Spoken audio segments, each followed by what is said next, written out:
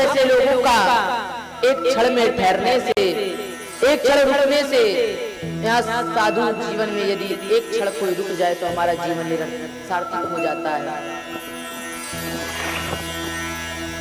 और कहते हैं कि प्रभु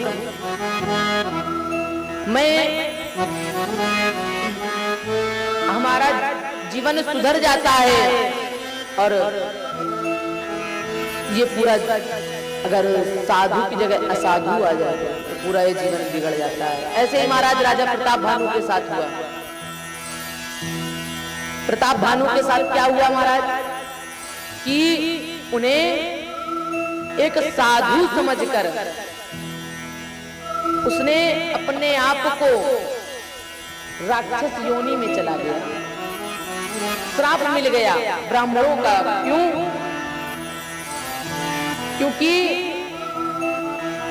जो प्रताप भानु राजा था वह प्रजा का पालन करता था, और उसके राज्य में अथार्थ पाप था ही नहीं महाराज।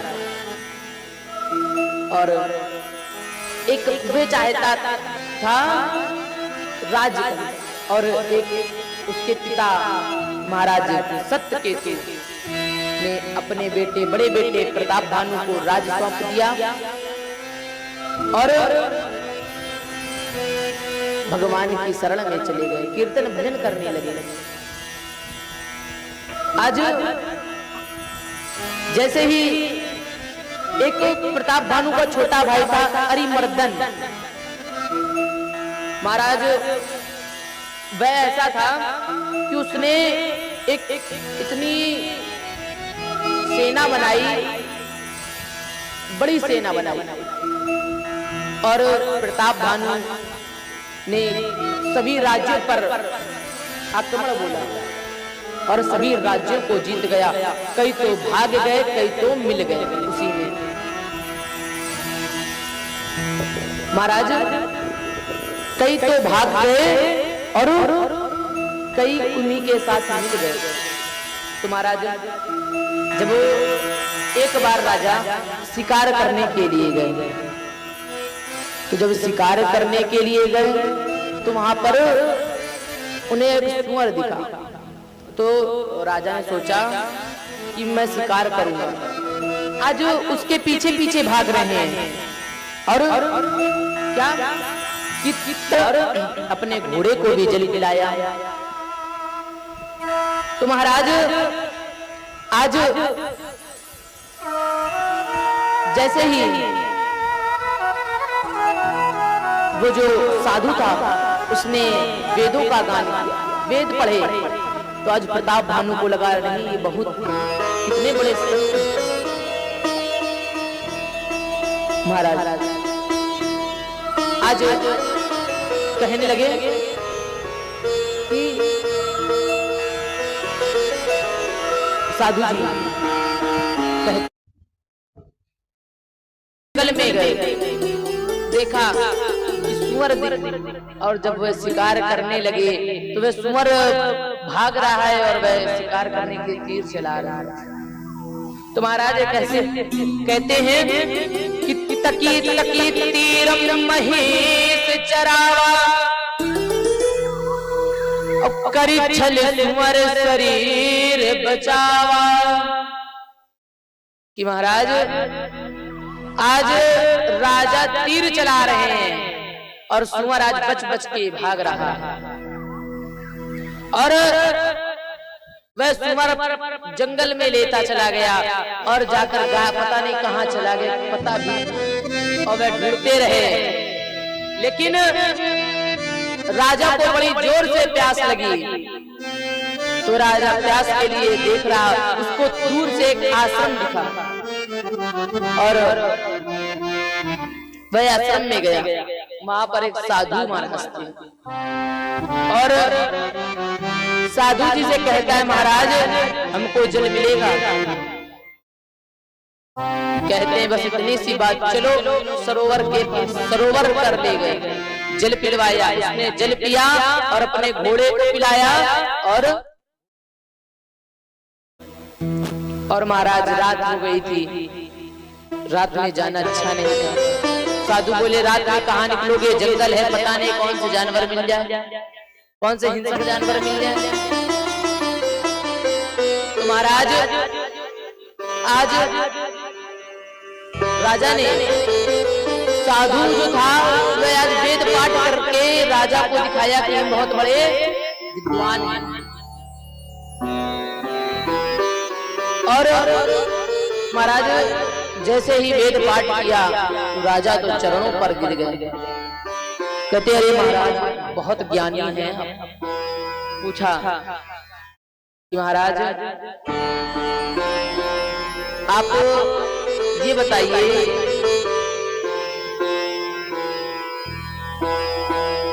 और कहने लगे महाराज ये बताओ आपका नाम क्या है। इससे भी पहले एक कथा कि एक बार जब राजा सब राज्यों पर राज करने लगे, करने के लिए किया आक्रमण, तो जो राजा थे सब मिल गए और कुछ भाग गए। उसमें से एक अभिमानी राजा था, वह झुकने के लिए तैयार ही नहीं था, वह भाग निकला। और जब वह भागा वही जाकर आज उसने प्रताप भानु को पहचान लिया कि यही प्रताप भानु है, इसकी वजह से मुझे इस जगह पर कुटिया बनाकर रहना पड़ रहा। वह जान गया कि यही प्रताप भानु है, लेकिन प्रताप भानु साधु को नहीं जान पाया। क्यों?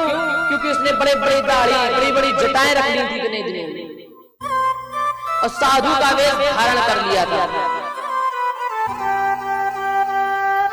जब जान नहीं पाए तो महाराज साधु तो सब जान गए यही प्रताप भानु मेरा पुराना दुश्मन। और महाराज जैसे ही पता चला कहते हैं ये बताओ तुम्हारा नाम क्या है, सच सच बताओ। तो महाराज कहता है महाराज प्रताप भानु सोचने लगे कि मैं यदि इसको बता दूंगा कि मेरा नाम, हम राजा हैं, प्रताप भानु मेरा नाम है, तो ये इसको संकोच भी होगा कि अरे हमारे राजा, इतने बड़े राजा हमारे पास हमारे कुटिया में आए हैं।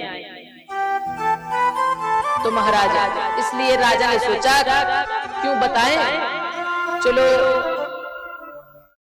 बताए कुछ ऐसे ही नाम बता देंगे। तो कहते हैं महाराज अरे महाराज आप तो जानते हैं जो एक राजा है प्रताप भानु। राजा साधु से कह रहा है कि महाराज एक राजा है प्रताप भानु, उनका मैं मंत्री हूं और मेरा नाम भिखारी है।